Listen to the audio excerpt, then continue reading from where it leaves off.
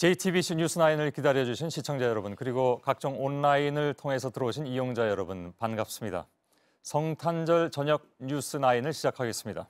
오늘 성탄절입니다마는 저희 기자들은 사찰에 있습니다. 파업 중인 철도노조의 집행부 일부가 조계사에 피신해 있죠.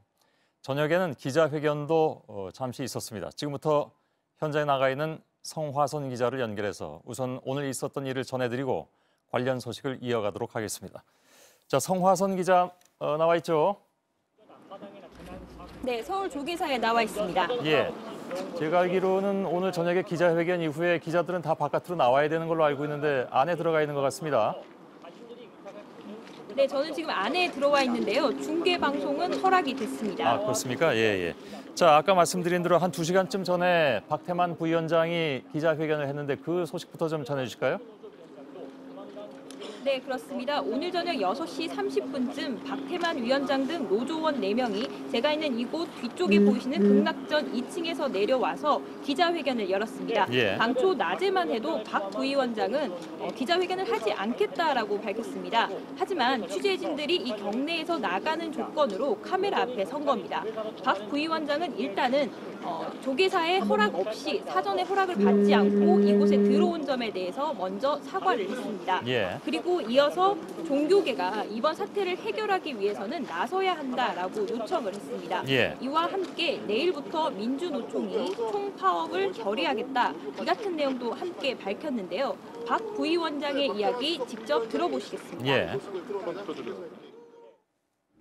검찰이 이제 민주노총까지 침탈하는 상황에서 저희가 갈 수 있는 곳이라고는 오직 여기 조계사밖에 없었습니다. 우리 종교계 어른들이, 종교분들이 나서서 가지고 이 철도 문제 반드시 해결해 주도록 중재에 나서달라, 이런 강력한 심정으로 이 조계사에 들어오게 됐습니다.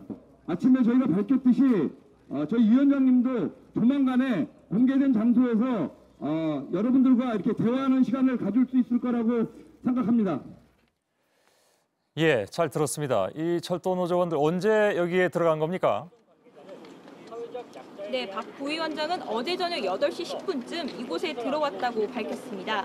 이들은 준비된 도시락과 그리고 주먹밥으로 식사를 해결하고 있는데요. 경찰은 노조원들이 이곳에 들어온 직후에 관련 첩보를 입수하고 경찰 병력 100여 명을 이곳에 투입했습니다. 예. 현재 경찰들은 수배 전단지를 들고 이 조계사를 드나드는 차량과 사람에 대해서 집중적으로 검문 검색을 실시하고 있습니다. 예, 조계사에서 어떤 충돌 같은 것은 없었습니까?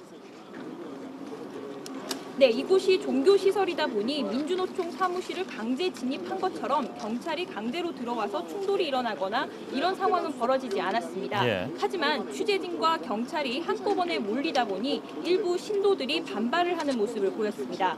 그리고 박 부위원장이 기자회견을 하는 중간에도 철도 노조를 지지하는 쪽과 그렇지 않은 쪽 사이에서 고성이 오가는 소동도 벌어졌습니다. 예. 하지만 노조를 지지하기 위한 방문도 이어졌는데요. 이곳이 사찰이지만 특이하게도 기독교인 280여 명이 이곳을 방문하기도 했습니다. 예. 또 성공회 소속 신부 3명이 오늘 오전 지지 방문을 했습니다. 예. 지금 궁금한 거는 조계사의 입장인데 혹시 입장이 나왔습니까? 네, 오늘이 쉬는 날이다 보니 아직 구체적인 입장은 내놓지 않고 있습니다. 하지만 조계사의 한 관계자가 취재진에게 이런 이야기를 했습니다. 예. 짐승도 함부로 내쫓을 수가 없는데 어떻게 사람을 함부로 내쫓겠느냐라고 말을 했는데요. 이 말을 조금 해석을 해보면 이 경찰이 붙잡으려고 하는 박 부위원장을 강제로 이 사찰에서 내쫓지는 않겠다라는 말로 해석이 됩니다. 예. 조계사는 내일쯤 입장을 발표할 것으로 보입니다. 알겠습니다. 조계사 현장의 성화선 기자였습니다. 수고했습니다. 이따가 상황이 혹시 변한 게 있는지 다시 한번 좀 연결을 하도록 하죠.